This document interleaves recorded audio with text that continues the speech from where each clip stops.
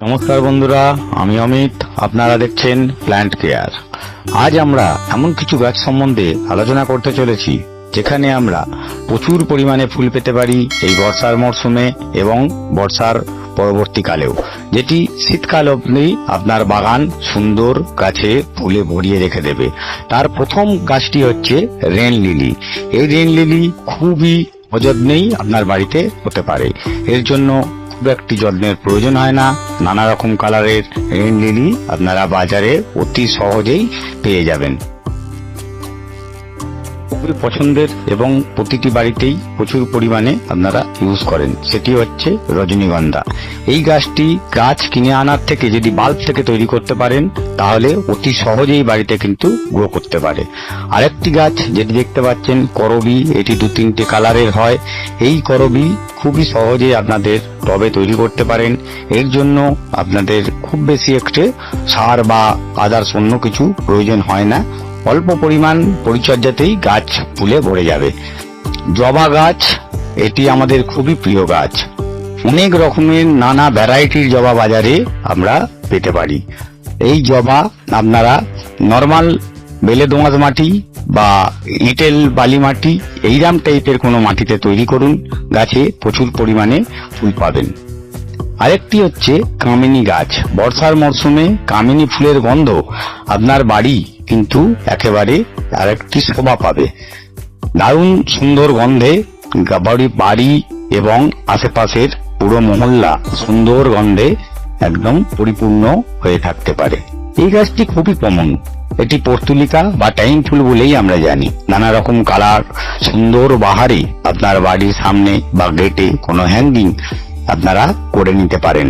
মূলত এই গাছগুলি তৈরি করতেও খুব একটা যত্নের প্রয়োজন হয় না, সেই কারণে আমি সাজেস্ট করছি এই গাছগুলো করুন।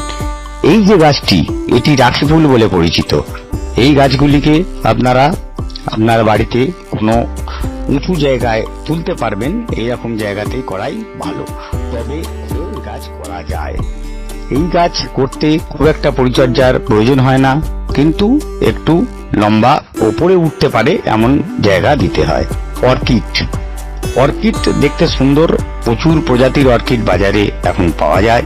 এই অর্কিড করতেও খুব একটা যে পরিচর্যার প্রয়োজন তা নয়।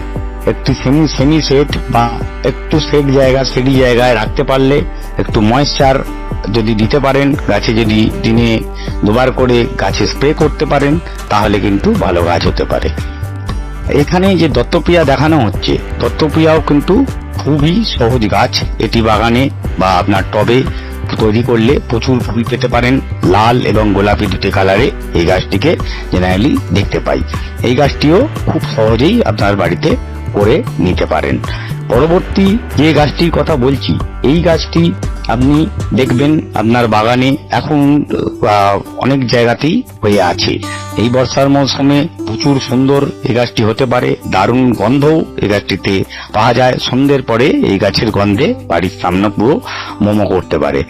আর এই গাছ ডব ভ্যারাইটি টাইপের নেবেন তাহলে টবেতেও আপনারা করতে পারবেন। সঙ্গে রয়েছে এটি দোলন চাপা, কাঠ চাপা, কাঠ গোলাপ, অনেক রকম নামেই এটি পাওয়া যায়। 2-3টি কালারেতেও পাওয়া যায়। এখানেই 2-3টি কালার আপনাকে দেখানো হচ্ছে। এছাড়াও লাল রঙেরও একটি কালার আছে, যে কালারটি আপনারা বাজার থেকে সংগ্রহ করে নিতে পারেন। কালারগুলি খুবই দারুণ, খুব সুন্দর গন্ধও এতে গাছগুলোকে দেখতে পাওয়া যায়। এছাড়াও যে আরো যে এই একটি গাছ যেটা বুদ্ধ জুই নামে পরিচিত, বুদ্ধ জুই কিন্তু বাড়িতে করতে পারলে একটি শুভ গাছ। এই গাছটি করতে পারলেও প্রচুর পরিমাণে ফুল পেতে পারেন, আর সাথে করে খুব সুন্দর গন্ধ এই গাছের ফুলেতে পাওয়া যায়। বাড়িতে মৌমাছির আনাগোনাও কিন্তু শুরু হবে এই গাছ করতে পারলে। এখন যেটি দেখতে পাচ্ছি এই টিকোমা, এটি 2-3টে কালারেও বাজারে দেখতে পাওয়া যায়। এটি ডব ভ্যারাইটি এবং বড় ভ্যারাইটি দুটি সাইজের গাছ পাওয়া যেতে পারে। চেষ্টা করবেন ডব ভ্যারাইটি গাছ করতে, তাহলে ছোট জায়গাতে এই গাছটি আপনারা অতি সহজেই করে নিতে পারবেন। এটির কালার দেখুন, এখানে অরেঞ্জ এবং হলুদ দুটি কালার দেখানো হলো। দুটি কালারের গাছই দারুণ দেখতে হয়, খুব ঝোপালো হয়। তরুলতা, এই তরুলতা যদি গাছ আপনারা খুঁজে নিতে পারেন, জেনারেলি লাল কালারেই বেশি পাওয়া যায়, কিন্তু সাদা গোলাপি এই কালারগুলো বাজারে পাওয়া যেতে পারে। আপনারা একটু খুঁজে বাজারের অন্যান্য আরেকটু একটি দোকান খুঁজলে এই গাছটিকেও বাজারে খুবই সহজে আপনারা পেয়ে যেতে পারেন। খুব বেশি দাম নয় আর খুব বেশি পরিচর্যাও প্রয়োজন হয় না। এটি যে অ্যালামন্ডা বা অলকানন্দা, এই গাছটি দেখতে পাচ্ছেন এখানে একটি কালার দেখানো হচ্ছে।